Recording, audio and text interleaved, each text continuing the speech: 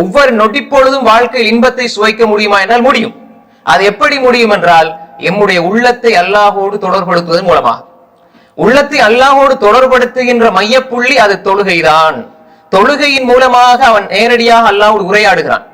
அந்த உரையாடலில் தன்னை படைத்த ரப்போடு உரையாடுவதில் இன்பம் காணாத ஒரு மனிதன் இந்த உலகத்தில் அவன் படைத்த பொருட்களினால் இன்பம் காண முடியாது.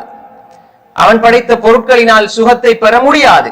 அப்ப எனவே ஒரு மனிதன் எந்த அளவு தூரம் அல்லாஹோடு நெருங்குகிறானோ, அல்லாஹோடு பேசுவதற்கு அவன் விரும்புகிறானோ, அவனோடு பேசுவதில் இன்பம் காணுகிறானோ, அந்த அளவுக்கு அவன் வாழ்க்கையில் நிம்மதியை உணர்வான். எல்லாரும் அவசரமா தொழுதுட்டு என்ன செய்வோம்? வெளியே போயிட்டு கடலுக்கு போவோம், பீச்சுக்கு போவோம், பார்க்குக்கு போவோம். ஏன்?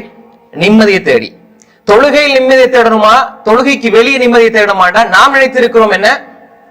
தொழுகைக்கு வெளியே.